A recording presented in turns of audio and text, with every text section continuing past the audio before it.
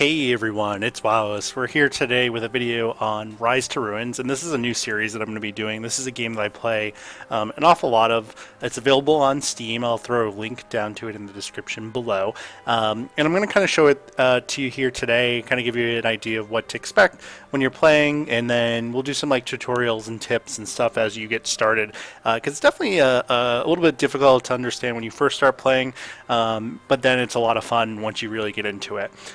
So you can see here from the start menu, you have the option to play. There's a map editor. We'll take a look at that at some other point. There's some settings here, credits. You can change your profile. Have a couple different profiles. It has kind of what's going on in terms of updates.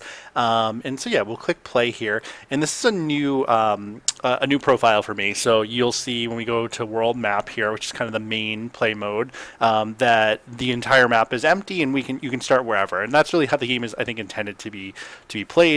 And you can see here there's a bunch of different options in terms of, there's a sandbox mode, a peaceful mode, a traditional survival mode, and it says traditional is the most ideal to learn how to play, and then survival is really the way the game was meant to be played. So I'll play on survival, but if you're having a lot of trouble with survival, definitely try out traditional. It's a little bit easier in terms of that.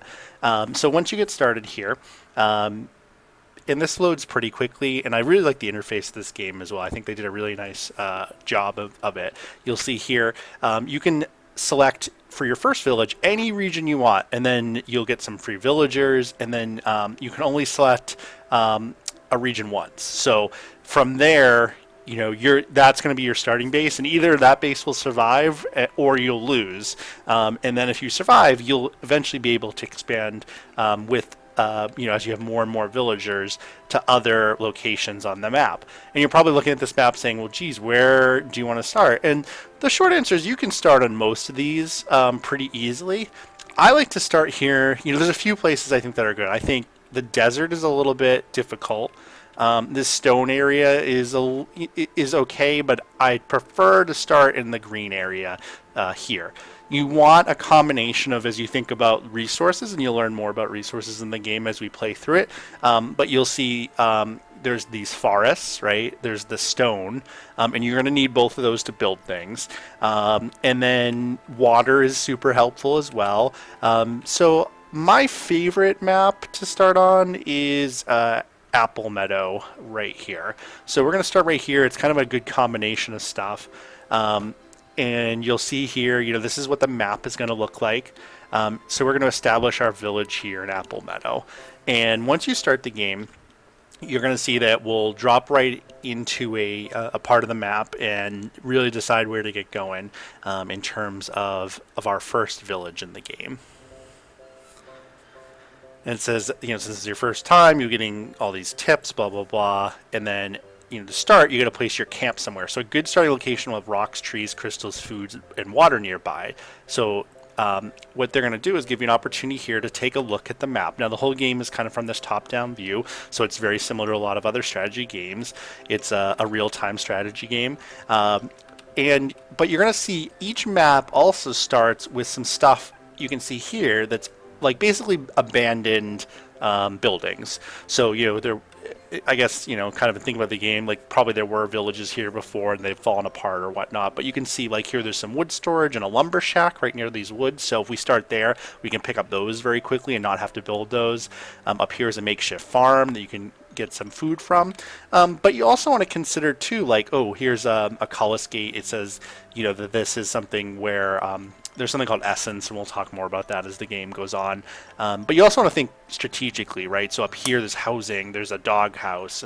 They call dogs doggos. There's a makeshift bow tower. And there's also a good amount of defense, right? Because the rock by itself is going to keep things out.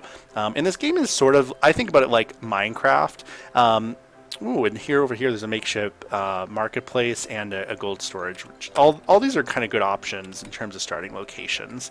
So I think about it like Minecraft. So you're going to start during the day, and as the day goes on, you're going to go into night, and then when night shows up, you're going to end up having to fight against different enemies and whatnot.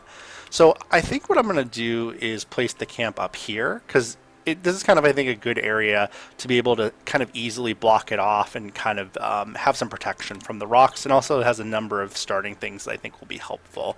I'm just trying to decide where exactly I want to put the camp down. And you can see the yellow there is like, you'll destroy whatever that is, food, and you can see that there's carrots, and actually you can zoom in, so you can see that there's carrots there and stuff. So I'm going to build it, I think, right here next to the forest.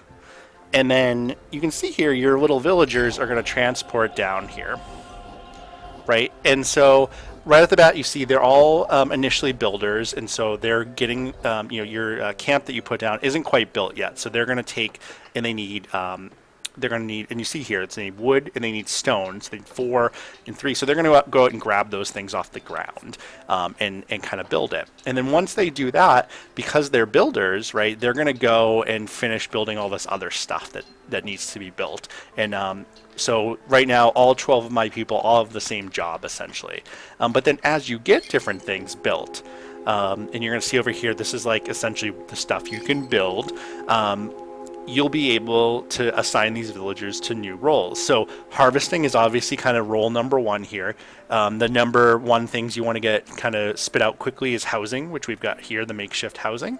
Lumber, so we know that we've got a bunch of wood down here, so I'm going to build a lumber shack right down here, because it's sort of like any other real-time strategy game. As this is down here, they're going to grab the wood and bring it right here. And then a mining facility.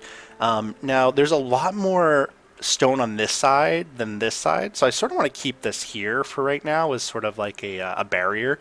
So I'm going to put this, let's see if we can get it over here. Not super close, and I don't want to destroy all that food because that will be useful. So I'm going to put it like right here, which is still pretty close. And the mining facility will, you'll see these things. Oh, they're all really confused. And oh, these are the little help, tool tips. They explain to you how to go about harvesting and everything like that. So I'll show you that obviously as we go on. And this has been great because when the game first came out, it didn't have these little tool tips. And so it was very difficult to figure out like exactly how to make everything work. But I'm going to show that to you as we get started here. And we'll play, for a handful of minutes, probably do like a 20-minute video. And then I'm going to continue to do this series to kind of show you building up this village with all of you here in Apple Meadow. And so you can see like, oh, there's no wood, there's no rock. So what do you got to do? So to find wood down here at the bottom, you can tell your folks to do this. So this is harvest wood, right? So right here, there's all this wood. So we're going to say, hey, why don't you guys grab this forest that's right next to our base? And at the same time, this is sort of in the way, this rock. So we're going to say to them, hey, why don't you mine all of this? And, these sort of like one-off little pieces of stone that I don't need in the middle of my base, why don't you go and grab those? And eventually we'll have lumberjacks that are more specialized once this is built, once the mining facility and once the lumber facility are built. But for now, the builders will kind of take what they need from these different resources. And there, as you can see here, this is like the staple job. The builders will make sure everything is built and repaired. They also harvest materials only when they need them. So they're not going to typically do this unless it's saying like, hey, you can't build this lumber shack without wood. But to have lumberjacks, you need to have the lumber shack built. So that's what they're out doing, is they're just sort of doing what you tell them to do. And then you can see here, you can reclaim these buildings that are broken. And so, I want this to get built first, these 2 things, because I need them to start harvesting. But then we're going to reclaim this, and it says, usually reclaiming a building costs about half as much as it would be to just build it from scratch. So it does cost a little bit to build it, but you're getting it for half price, which is great. So, eventually I'll do the dog house, but I don't need that right now because I don't have any dogs. And then the bow tower would be great, but I need to have arrows to supply it. So it actually isn't super helpful right at the moment. So we're going to focus really more on this. Now, like most strategy games, right, you're going to want to think about the key things that you need, right? And so everything kind of starts from, you need wood, you need this, you need stone, you're going to need food, which you'll see here. Once we have, there's different things here that you can do to harvest food. And then you have some crystals and things like that you'll see. So like those are crystals up here. And you can actually click here and you can see like, hey, these are all the crystals are. You can click this and hey, that's where all the rock is, or here's where all the woods are, and it shows you that, and you can select to do those. Now the only difference, and the game makes a lot of sense, right? So the wood you can chop down, but then as it rains and as the seasons go on, those will regrow. So you can see here how they're kind of like yellow and red.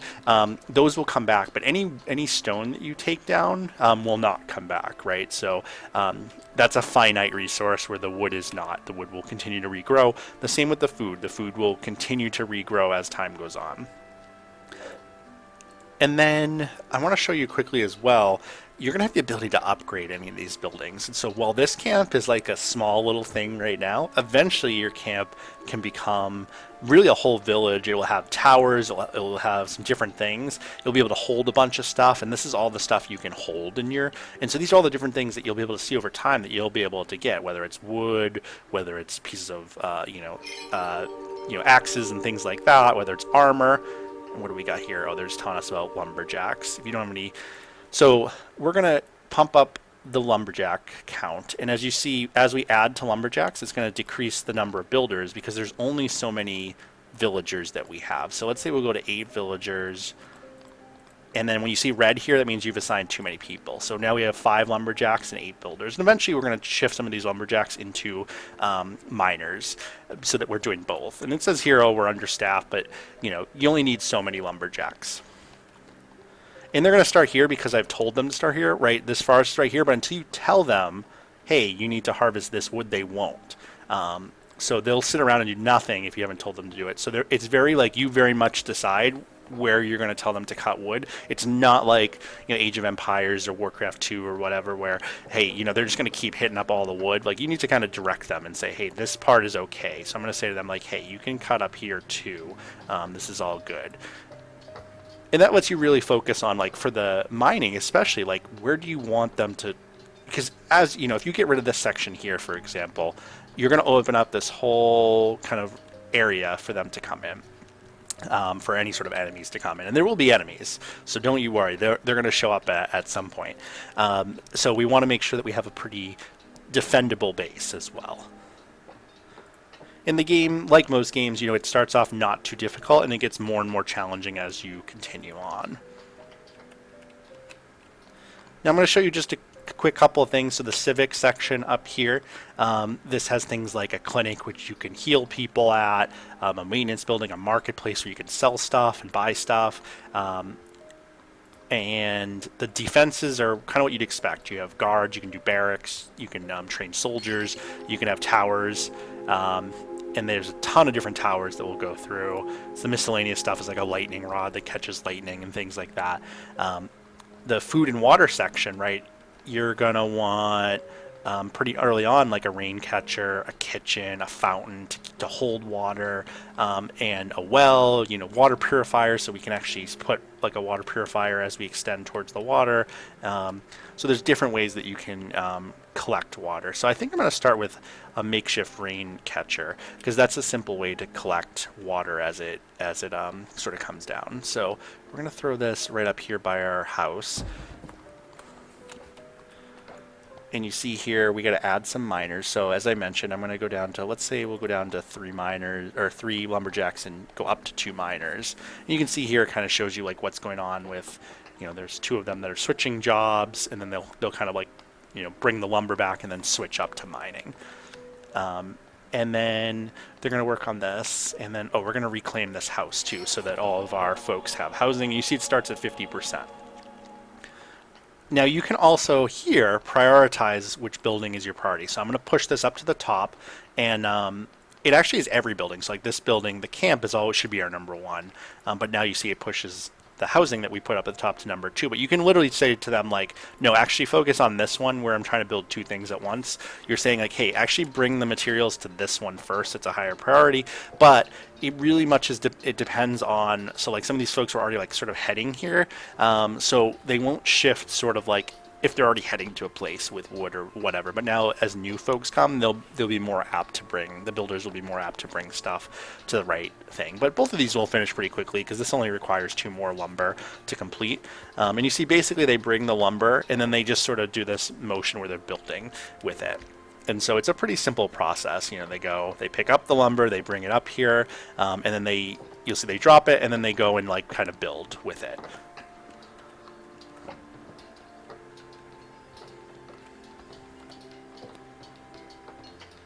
And you can see up here, these are all of our kind of totals. So we're already building up a lot of wood. We actually have more wood than we have places to keep it, and we'll show you what to do with that soon.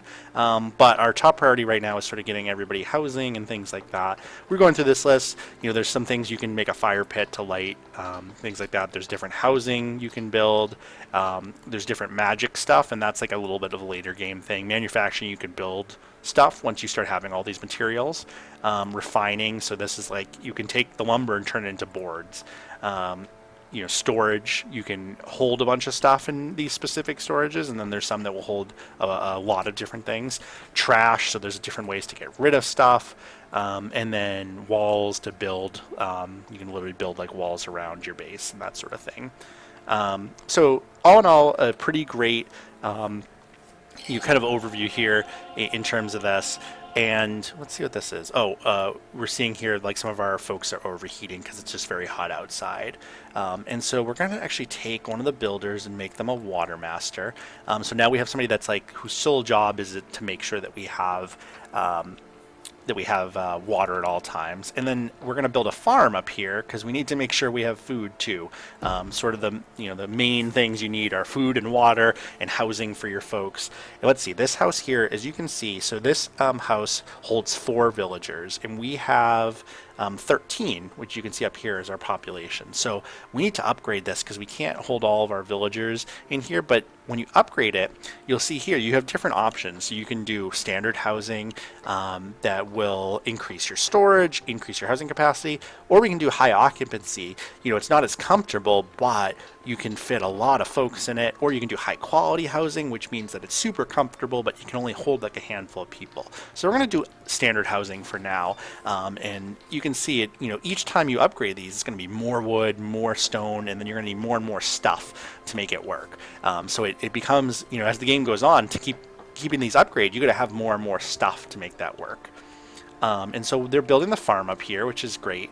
And then we're also going to do, so I'm going to show you storage a little bit. So you can see we got an awful lot of lumber already. And so we're going to build a wood storage. And now I'm going to put it actually somewhere different. So, this, you can see that actually this building down here is already full of lumber, right?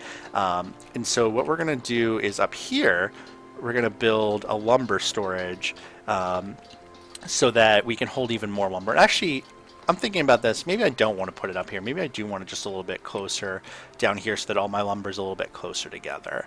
And that way I always kind of know where it is. And you can see this here will end up holding 32 wood in it. And so not as a higher priority of a building as some of the other stuff, but it's definitely something we're hoping that our builders will work on pretty soon. And it's got kind of the bottom priority. The wood can sit on the ground. It's not a huge deal, but it's much easier when it's organized, especially as the game goes on. You won't have like wood just sitting everywhere. The miners are working away at their stuff. The farm's coming along nicely. Our housing is slowly getting upgraded. You want to make sure you have enough housing for everybody. You want to make sure you have enough water. And actually, you're going to see we can harvest water down here. So our water master, this guy here, can actually come down and basically scoop up the water from here, which is great. We're going to need that. And then we're also going to say, once we get these farmers going, pick up this food. We need this food that's on the ground. We're going to need that to feed our folks. And essentially as the game goes on, I typically will go down in number of builders and up in the number of like farmers and different things. And then as time goes on, you'll have more and more. You'll have kids, you'll have other people that will like show up and join you. So you end up with kind of this rotating crew of folks that you want to keep alive so that you can keep everything kind of operating at all the right times. And so we need a farmer here. In fact, I might give us 2 because food is going to be really important. And so we're going to tell 2 of our builders to just go off and start dealing with food. You can see down here our friend Ranka is doing water. And something I haven't mentioned yet is that all of the different characters, like all the different folks, they have a name, they have a job, but then you can also see some details about like health, about how hungry they are, how thirsty they are, how much energy they have left, and how all those different things. What is there? And you can, the tooltips will tell you like social, how they're, how they're feeling about happiness, and then this is like all their inventory. So each character really has their own kind of personality and stuff, and eventually folks will get married and things like that. So it's almost like a very cool village simulator. In terms of that. And again, you can zoom out and there's still the rest of the world and you see nothing's really here right now, but eventually we're going to run into some bad guys. I'm sure they're going to show up fairly soon, but we may end this video because we're just at about 20 minutes now, so we may end this pretty soon. But just to give you, this is kind of a first overview. This is a series I'm going to continue to do. This is a game that I really enjoy playing, and hopefully you learned a little bit today. As we go on, we'll talk more about some of the different buildings, some of the different strategies around it. But yeah, hopefully you like this content. If you do like this content, this Rise to Ruins content, definitely subscribe, definitely put down a like, and definitely feel free to leave a comment with what you think of the game. And if you don't have the game, feel free to check it out. I definitely recommend picking it up. It's a great thing to pick up on a Steam sale or anything like that. If you have questions, again, leave them down in the comments. I'm happy to answer them. So thanks so much for watching.